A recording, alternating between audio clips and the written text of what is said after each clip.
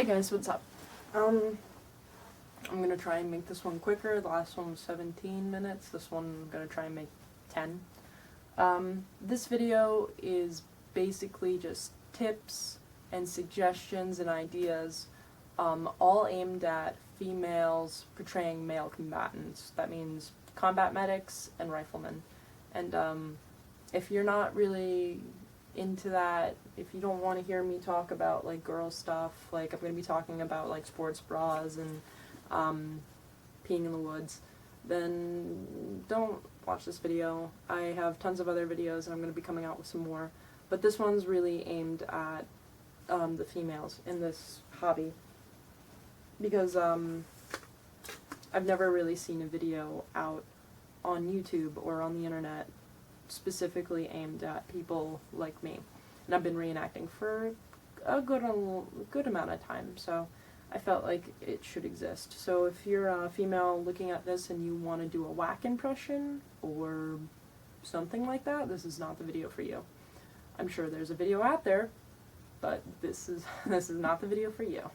So let's get started. I have 10 little bullet points. I'm going to try and brief go over each one. If you have a question specifically, you can find me on Facebook or my Instagram. I'll put it in the description or whatever. If you want to ask me something in private and you don't want to put it in the comments, that'll be fine. Because I know that some girls are probably like, oh, unsure about starting an impression because reenacting is such a male-dominated hobby. It may be, but it's so much fun and it's so worth it. So you should really get into this hobby, because I've been doing it for 5 years and no matter how much BS I've gone through, I don't see myself finishing or ever being done with this hobby until I die. Or, yeah, until I die, or I look way too much like a girl to do it anymore. Who knows? Whatever happens first. Hopefully neither. But let's just get started. Number one is know your history. Just know your shit. If you're gonna start reenacting World War II, know your unit that you're portraying, know things about World War II, know the basics, know the bare basics, and learn more as you go along, and research. Research is like the biggest thing about this hobby. Any historical reenacting. This is more aimed at World War II, because that's what I do, but you could take all these suggestions and kind of put them towards, I don't know, Rev War or Civ War or Vietnam, because people reenact Vietnam now, but yeah, most of these are aimed towards World War II, because that is what I do. But know your shit. It is so grating to come across reenactors, males or females, that do not know what the fuck they're doing. And it's just like they're here to bang bang shoot 'em up, and that's not what the hobby is about. It's about honoring the vets and having a good time. And bang bang shoot 'em up is a good time, but it all falls back to honoring the vets, and I'll talk about that again in this video. Number two, whatever impression you do, if you do multiple impressions, or if you do just one specific impression, like the one that I'm wearing is my rifleman impression. I'm not completely all done up, you know, obviously, but whatever impression you do, put 110% into it. Don't settle for it to look mediocre or just okay. Go the extra mile and put the money in, because the hobby is about like looking good, and it's like about looking good and being historically accurate for the public and for the veterans. So don't just stop at the cheap Chinese haversack. Go and get the other one. Go and get the more expensive one. Go and get the original. And this goes for everybody. Like, don't half-ass an impression, because that's not what it's about. You want to be as historically accurate as possible. So what's the point of wasting your money on bad reproductions when you can just go get the good ones? This falls back towards the girls. Don't have an impression that makes you stand out, because once you stand out more than the guy next to you, that's when people start to kind of pick you apart. Reenactors, public, they'll be like, oh, that doesn't look right, or oh, this doesn't look right. Usually the public is kind of clueless. Not to be rude, but they are. Reenactors are the ones that are probably going to be the biggest judges. Just look the part. Do what you're supposed to do and look the part. And the hobby is about spending money. I hate to say it, but you're going to spend a lot of money in this hobby if you're brand new to it. Third, haircuts. You don't have to go as drastic as to get an undercut like this, like shaved sides and longer on the top or anything like that. If you have long hair and want to keep it long, all you have to do is put it in a ponytail and hide it in a hat and then put a helmet on. That's it. But my only thing with that is it needs to be hidden. It has to be hidden. There's no poking out hairs or anything like that. If you're going to portray a male, you need to look like a male. You can't screw that up. And people are going to give you nonsense about it, so why would you try to attempt to do this sticking out, poking out thing if you know people are going to give you a problem about it? Just do your very, very, very, very, very best to hide it. And if it starts to kind of come undone, hide it. Because you're a male. You have to keep that persona up, or it's not gonna look right. If you want, you can cut it as short as I did. I mean, I did it because I was getting a lot of stuff from people being stupid about me being a female combatant, a female reenactor portraying a male, and I just cut it eventually because I was just like sick of it. But I also look way better with short hair, so and it's easy to manage if you're looking for a new hairstyle. So there you go. Moving on. Fourth, hiding the female figure. Sports bra does wonders.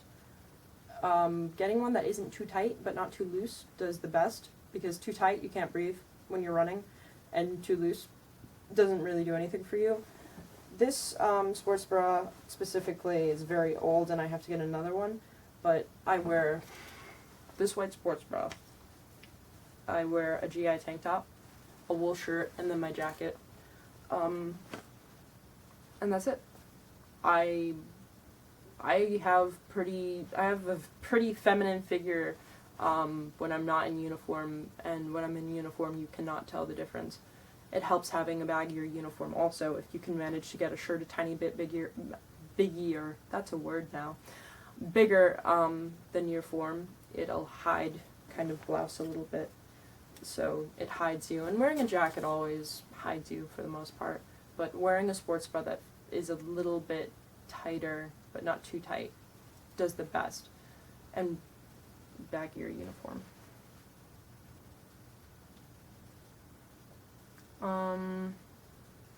Know your gear. If you're going to be a medic, know everything about the yoke, know everything about the stretcher or the plasma or the morphine or the equipment that you use, the Carlisles, the everything. If you're going to be a medic, hone into that and know your stuff, because that impresses people.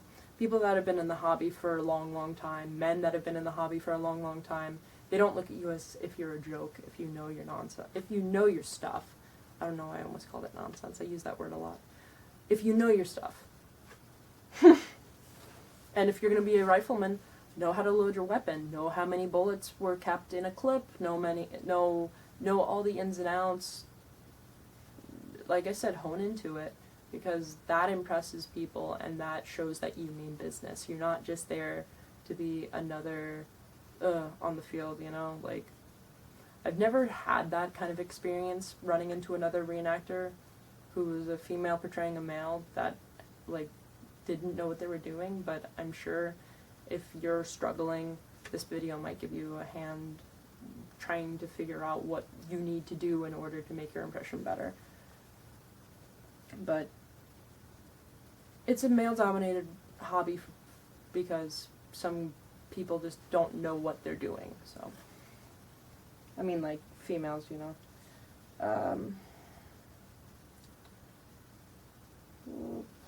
Finding accepting units that accept you because you're a male portraying you're a female portraying a male combatant. That's not always something that you're just going to run across on the day-to-day, be like, oh, okay, you guys are cool, that's awesome, I'm going to join you.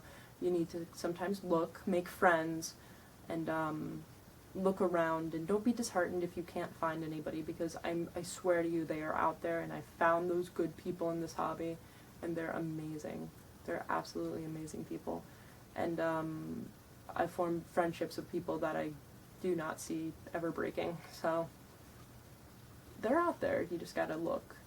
And you also need to be wary of people that are going to be awful and give you lots of nonsense about stupid things. Those people are out there too. And, but so yeah, look for units. Don't give up. Making friends, like I said, is like a huge, that's number 7. I don't know if I stopped counting. I can't remember. I'm really tired. Making friends, super, super important in this hobby. Making friends so that you can buy things from them, borrow things from them, learn things from them, have fun with them. All good experiences. Act like a man. I don't really know exactly how to describe that. Don't be a frill. Don't want to be rude, but like, don't be frilly. Don't scream if you got mud on you. Don't be afraid to get down and dirty. Don't be afraid to get physical and get hit to the ground, or get into a fight with a POW, or get executed. Like, you're a soldier. You gotta own that. You need to own it, because it's not gonna be believable if you're prancing around looking like you don't know what you're doing. And like I said, I've never had that experience, but I'm sure people have seen it. Just really, really take that character and make it your own. And just like, these uniforms, they're expensive, but if you're gonna be a combatant, you gotta get ripped up, you gotta get dirty, you need to get wet and muddy and all things in between, and like, mud washes out if you're really that worried, but this gear is meant to get beat up. Reenactors aren't supposed to be shiny and sparkly and stuff, like, it's not a thing. We get screwed up because we're doing what they did. And have you ever seen any original pictures of guys who looked sparkly and shiny? Not if they were real in the shit guys. If there were replacements, of course, they're gonna have new gear, but, you know, you never see original pictures of guys looking, like, all done up and looking great. But, like I said, act like a guy. And if you don't know what acting like a guy is, observe people around you. Observe other reenactors. I don't know, I have the more naturally male physique, I have a masculine figure, I have a deeper voice, and I kind of just blend. So I kind of had that leg up, which sucks for some people that are more feminine. 9 was don't be afraid to get down and dirty and get banged up and stuff. And everything kind of goes back to, it's a hobby, we're here to have fun, but we need to be safe. That was my number 10. Being safe in this hobby is so, so, so important, because you need to know your safety ranges if you're going to be firing a weapon, and you need to know that headshots are not acceptable if you're, like, within 12 feet, or, like, you know, like, other ranges. People have varying ranges, but being safe is really, really important in this hobby. And that's keeping yourself safe, that's keeping your battle buddies safe, that's keeping the enemy safe, and that's keeping the public safe. And just don't do anything stupid. And if you feel like this isn't going to be the right thing to do, and if you're afraid, if you get into battle and you're afraid to fire a weapon, which could happen if it's your first reenactment, you're getting all this kind of anxiety and you don't want to fire, you can take the bullets out and just run around with the rifle. I would have no problem seeing somebody who's a first-time reenactor, a female combatant, or a female portraying a male combatant, or a male just being not very unsure about what they're doing. There's nothing wrong with that, and if anybody looks down on you for that, then they're stupid. But the hobby is a dangerous one, because we're using real weapons with not live ammunition, but blanks are scary, they can hurt, and they can kill. So always keep that in mind and don't act like an idiot and don't do anything you feel uncomfortable doing.